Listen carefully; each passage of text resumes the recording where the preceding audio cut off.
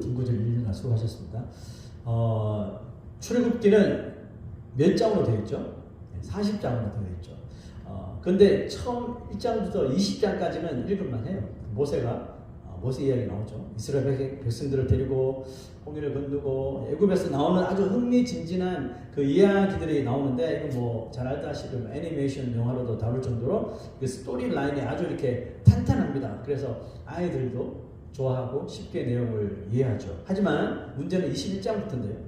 우리 오늘 읽었던 20장부터 40장까지는 우리 이미 뭐 바이블 타임을 몇 번 하면서 읽어봤지만 스토리 라인이 없습니다. 그래서 뭐가 있죠? 법이 있습니다. 또 뭐가 있죠? 법이 있습니다. 또 뭐가 있죠? 또 법이 있습니다. 그리고 성막 제조법, 또 법이 마지막에 나오죠. 그로 인해 성경을 읽기 시작한 사람이라도 출애굽기 21장부터 갑자기 읽는 속도가 굉장히 빨라지죠. 넘기는 속도도 빨라지면서 대충 막 이렇게 지나가는 거죠. 그럼 3,500년 전에 만들어진 이 법입니다. 그래서 21세기에 살아가는 우리와 관련이 없을 것 같아 보일지 모르지만 전혀 그렇지 않습니다. 왜 그러냐면, 여러분, 구약이 없으면 신약이 있을까요? 없죠. 구약이 있어야 신약이 존재하듯이 율법을 무시하는 사람은 기독교를 제대로 알지 못하는 사람이 될 수밖에 없죠. 이처럼 구약의 율법은 신약, 이 복음을 예표하고 있기 때문에 너무너무 중요합니다. 그리고 행위라는 이 측면에서 보면 마태복음에 기록된 예수님의 그 Sermon on the Mount, 산상수훈의 이 전신이 바로 이 시내산에서 주신 이 율법인 것입니다. 66권 모든 성경이 뭐 마찬가지듯이 하나님의 말씀에는 버리거나 혹은 뭐 무시할 수 있는 내용이 있습니까?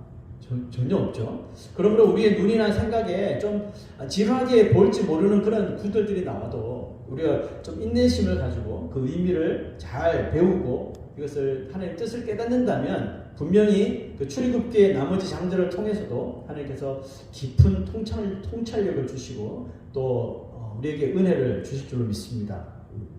자, 먼저 그림을 하나 보여드릴 텐데요. 저번 시간까지 우리가 시내산에서 모세가 하나님께 받았던 그 십계명에 대해서 차근차근 살펴보았습니다. 그리고 그 하나님은 이제 그 십계명을 토대로 뭘 주셨냐 하면 세부적인 율법을 알려주시는 것입니다. 크게 보면 이 모든 율법이 다 십계명 안에 들어가요. 더 크게 좁혀지면 1계명 안에 다 속하는 겁니다. 근데 이거를 이제 점점 이렇게 풀어보니까 세부적으로 나눠지더라는 겁니다. 사실 이스라엘 백성들은 출애굽한 이후에 법이 있었습니까? 법이란 게 없었어요. 법 없이 살아왔거든요. 그저 하나님이 주시는 거 먹고 또 먹고 마시고 또 하나님께서 인도하시는 대로 낮에는 구름 기둥, 밤에는 불 기둥 따라서 여기까지 온 거거든요. 법 없이 살았어요. 이제 하나님께서 이들에게 법을 만들어 주시는 것은 이유가 뭘까요? 하나님의 백성들이 이제 가나안에 들어가게 되잖아요. 가나안에 들어가 이제 민족이라는 것을 이루면서 살아갈 때 그들의 모든 삶 속에서 하나님의 백성들로서 가나안에 있는 이방인들과 완전 다른 차별된 삶을 살아야 되는데 어떻게 하면 그 하나님의 백성으로서의 삶을 살아갈 수 있을까 가르쳐 주시기 위해서 법을 만들어 주신 거예요. 이 법을 복잡할 것 같은데 간단하게 두 가지로 나누면 하나는 사회법, social law, 또 하나는 제사법, ritual law 이렇게 나눠질 수가 있습니다. 사회법은 뭘까요? 당연히 사람과 사람 사이에 발생할 수 있는 일어나는 여러 가지 일들을 잘 하나님의 뜻대로 처리하고 또 재판할 수 있는 법을 말하겠죠. 하나님께서 사회법을 제정해 주신 것은 그 당시 다른 이방 나라, 하나님을 알지 못하는 우상을 섬기는 나라들도 가진 법들을 저마다 다 가지고 있었는데 그들이 사용하는 법과 완전히 이렇게 확연한 이 구별을 두시기 위해서 이스라엘 백성들에게 이 율법을 주신 겁니다. 고대 사회에서 행해지던 이 법은 대개 어떤 법이냐면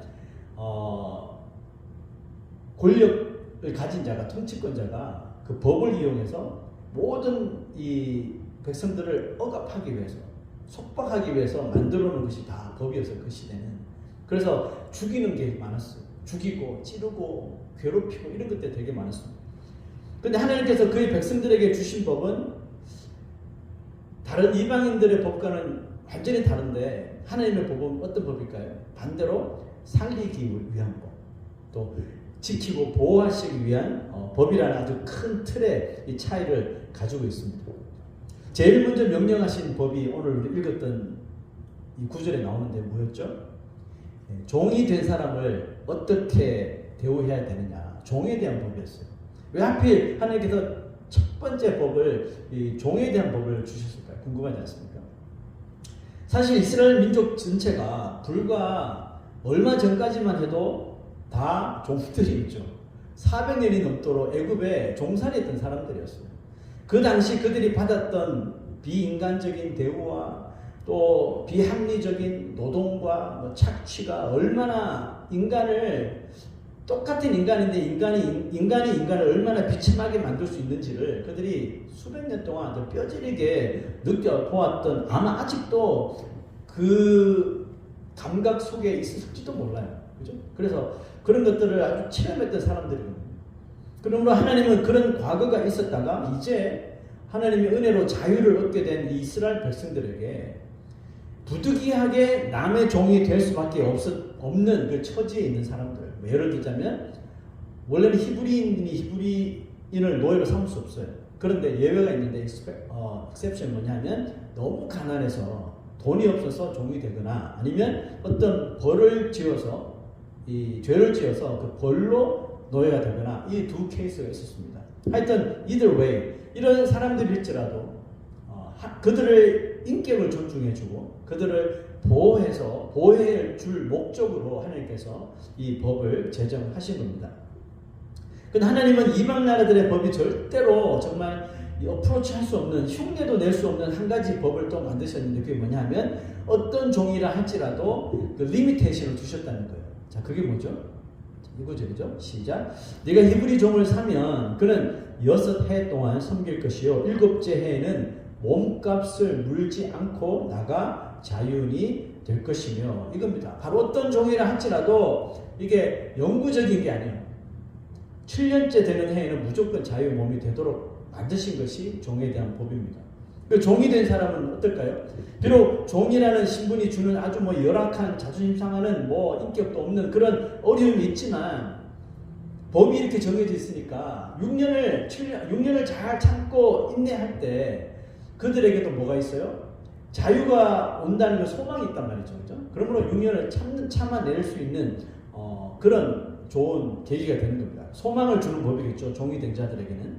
반대로 주인에게는 비록 그 사람이 지금은 종으로 이렇게 나에게 묶여 있으나 언젠가 자신처럼 이 사람도 자유의 몸이 되는 날이 오게 될 것이기 때문에 종에게 함부로 대하지 않고, 비록 우리 집에서 일하는 종이지만 그 인격을 존중해 주기 위한 그런 법인 것이죠. 그러니까 종이 된 사람에게나 주인이 된 사람에게나 똑같이 서로를 보호해 주는 그런 차원에서 이 법을 제정하신 거라는 거죠. 오늘 말씀 보니까 종이 되었다가 결혼한 사람이 있습니다. 그런 사람은 보니까 아내랑 같이 나갈 수도 있는데, 어떤 경우는 주인이 아내와 종이 된 후에 결혼하고 자녀가 생기면 그 가족들도 다 주인의 소유라고 이렇게 전제합니다. 그러므로 나가려면 혼자 나가야 된다는 거죠. 근데 만약 이 종이 주인의 집에서 가족과 같이 살기를 원한다면 그 선택권 또한 누구한테 줬냐 하면 종에게 주었어요. 다만 그런 결단을 한 종은 뭘 해야 됩니까? 그 표시로 송곳으로 그의 귀를 이렇게 뚫어서 종신토로 그 집에 가며 주인을 섬기도록 했다는 거죠. 그런 결정을 내린 종의 입장을 한번 생각해 봤는데요. 그는 자신의 선택에 대하여 어떤 이 생각을 가졌을까요? 혼자 종에서 자유함을 얻기를 원했을 수도 있는데 어쩌면 마지못해 가족들이 눈에 밟혀서 어쩔 수 없이 그런 결정을 내리는 경우도 없지 않아 있을 텐데요. 자, 이 종은 어떤 마음에 그런 결정을 내리게 될까요? 성경이 이렇게 얘기합니다. 만일 종이 분명히 말하기를 내가 상전과 내 처자를 사랑하니 나가서 자유인이 되지 않겠노라. I love my master and my wife and children. 종이라고 기록이 되어 있죠. 이와 같은 선택을 한 종에게 자기를 주인이 뭐 인격적으로 대우해 주겠죠. 그러니까 사랑한다고 고백하잖아요. 이와 같은 선택을 한 종에게 주인은 정말 이전과 같은 종의 신분이 아닌 이제는 인플로이와 같은 고용된 직원 같은 대우를 하게 된다고 합니다.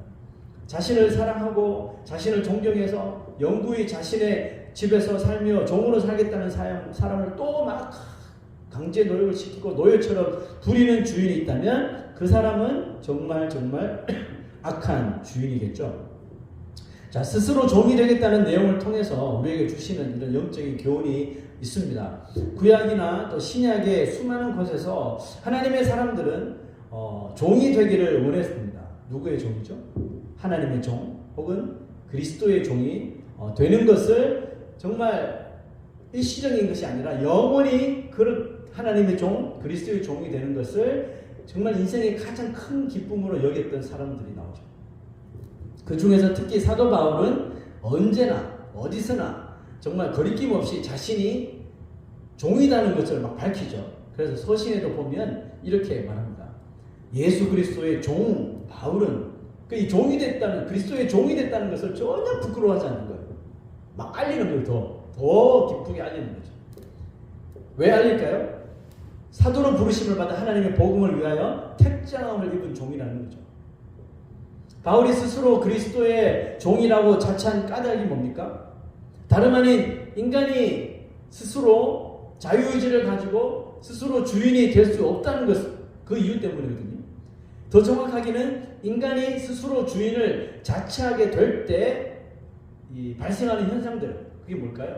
겸손함을 잃어버리고 교만과 방종의 삶으로 점철되기 때문에 사도 바울은 내가 주인이 아니라 나를 창조하신 주가 바로 나의 주인이요 그리스도께서 나를 속량하시기 때문에 그리스도가 나의 주인이고 나는 그리스도의 종이다라고 표현할 수 있습니다.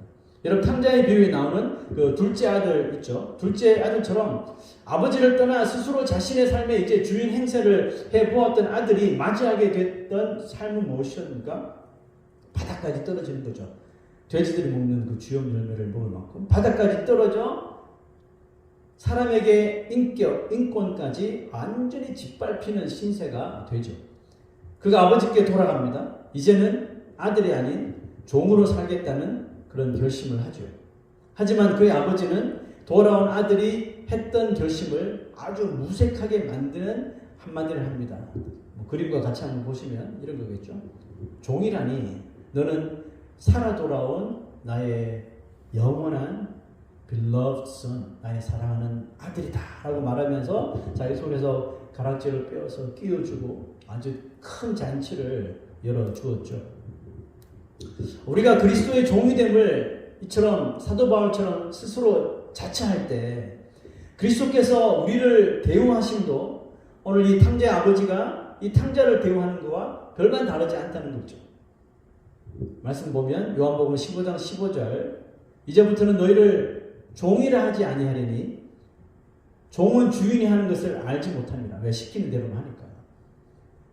그렇지만 이제 너희를 친구라 부르겠다는 거죠. 왜요? 내가 네 아버지께 들은 것을 다 너희에게 알게 하였습니다. 그리스도의 종으로 헌신하는 자를 이제는 친구처럼 같은 레벨로 대우하시는 은혜를 주신다는 거잖아요. 그 은혜를 받은 사람은 과연 어떻게 살아가는 것이 맞을까요?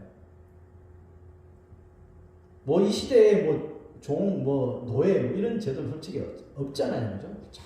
진짜 외지나 다른 아프리카나 이런 데 가면 그나마 조금 볼 수 있을지 모르겠지만 보통 이런 현대사회에서는 볼 수 없습니다. 그렇지만 우리가 일하시는 데서는 이 직함이라는 게 있잖아요. 그죠? 네, 그래서 우리가 비록 직장에서나 어디서든지 나보다 직분이 높은 사람, 나에게 월급을 주는 사람, 이런 사람에게 어려움을 당할 수 있잖아요. 스트레스를 받을 수가 있잖아요. 이런 것들을 받았다고 해서 그것을 똑같이 나보다 더 직함이 낮은 사람에게 만약에 이것을 내가 받은 대로 그대로 다 갚아준다는 것은, 되풀이하는 것은 그리스도인으로서, 그리스도의 종으로서 주님이 우리에게 베푸신 은혜에 대해서 완전히 배반하는 삶을 사는 거죠. 그죠? 배반하며 하나님의 뜻을 거스리는 행동이 될 수밖에 없는 겁니다.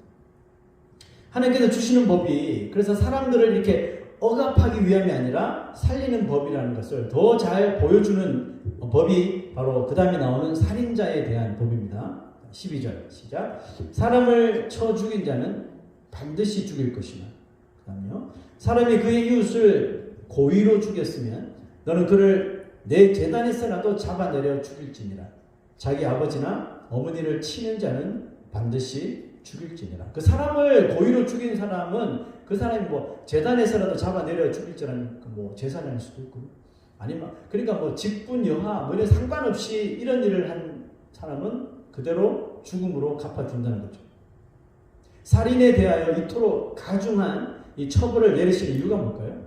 하나님께서 손수 직접 창조하신 생명을 인간이 취하는 것을 하나님께서 가장 싫어하시기 때문에 그렇습니다. 그죠? 그래서 살인을 죽음으로 되갚아 주시는 것입니다.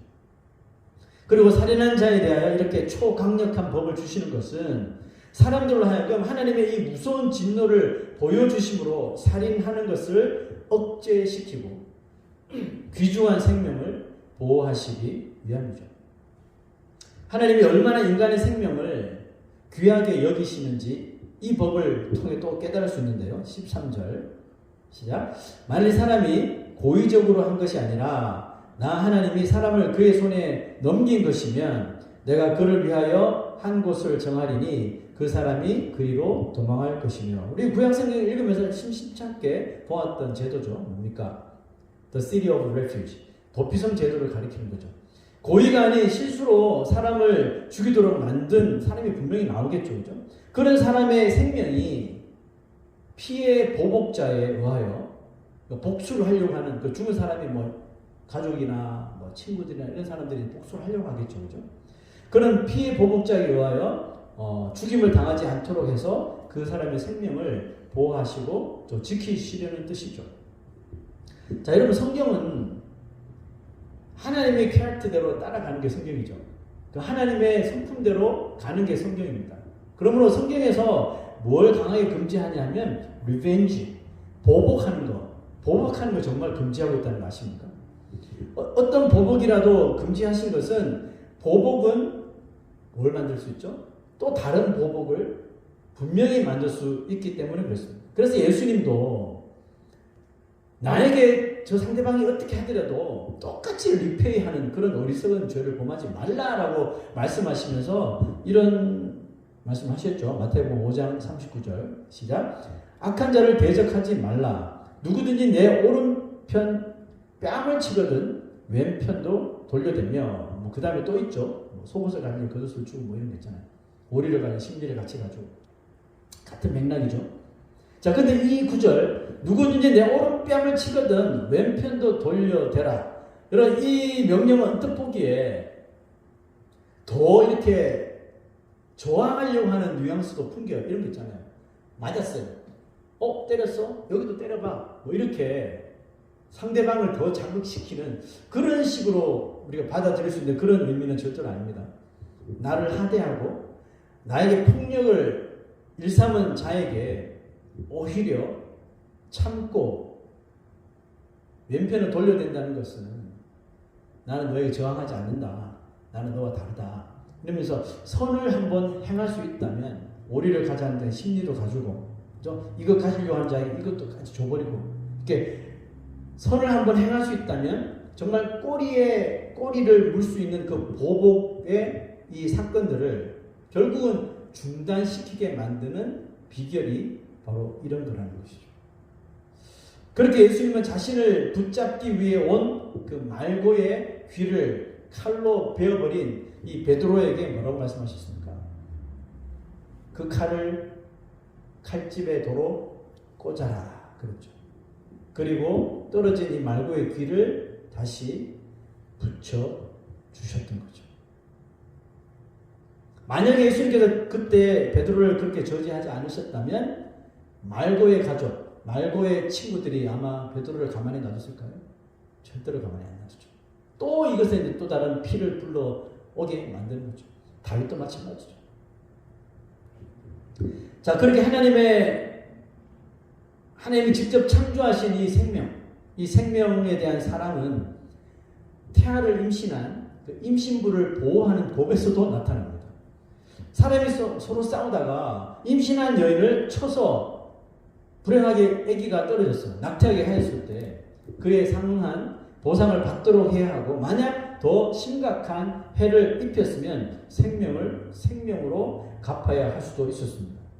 하나님은 이 태아를 임신한 여인의 몸을 특별한 법으로 보호하시면서 나무와 열매를 동시에 잃게 되는 일이 절대로 일어나지 않도록 하셨다는 거죠. 그리고 만약 사람이 아닌 어떤 소가 사람을 받아서 그 사람을 죽이게 되면 그 소는 반드시 돌로 쳐서 죽이도록 하셨죠. 그러니까 아무것도 모르는 소가 저지른 일을 소가 갚도록 하는 법인 거죠. 그것처럼 보이지만 사실 이 법 또한 사람의 생명을 중하게 여기시는 하나님의 그 뜻이 있는데요.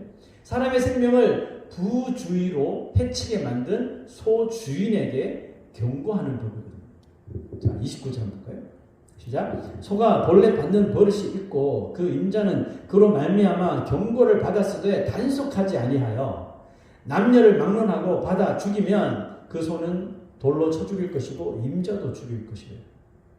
자, 이 말씀은 오늘 우리가 읽었던 21장 39절, 21장에 나오는 모든 내용들을 어떻게 보면 최종적으로 잘 이렇게 정리해 마무리해 주는 그런 구절과 같습니다. 소가 본래 받는 버릇이 있는 줄을 알고도 단속하지 않은 죄가 크다는 거죠. 그 소는 희생 제물로 죽는 거지만 결국은 그 죄는 소한테 있는 것이 아니라 주인한테 있다는 거죠.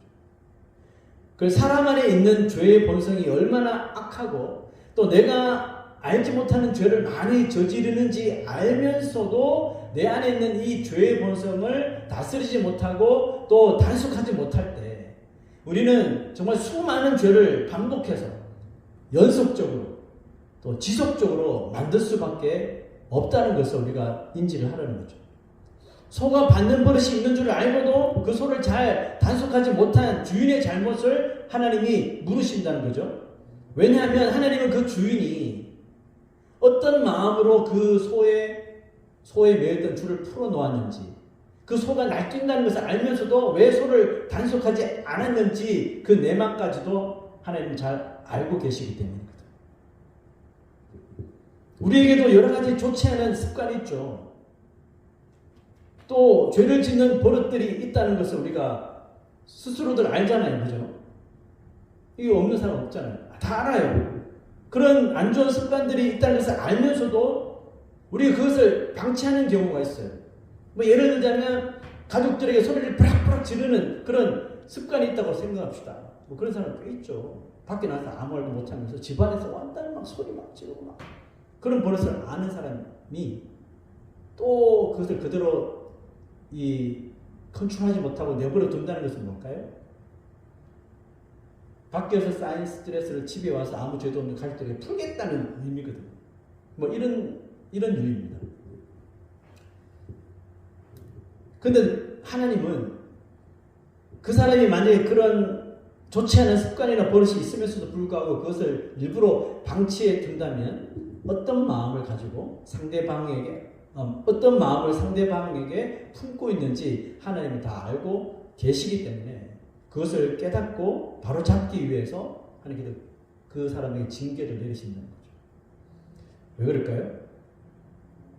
그 사람도 하나님께서 사랑하셔서 그 사람의 생명을 존중하셔서 결국은 그 죄로부터 그 인생을 보호하시고 살리시기 원하시기 때문에 징계를 하신다는 거죠.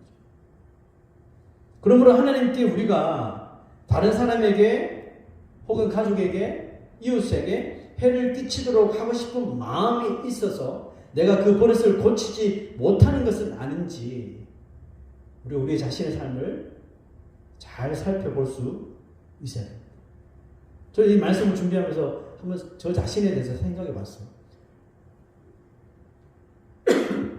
알아요. 나도 내가 이런 말을 하고 이런 행동을 하면 싫어한다는 걸 알아요. 그런데 어떨 때는 그냥 하는 거예요.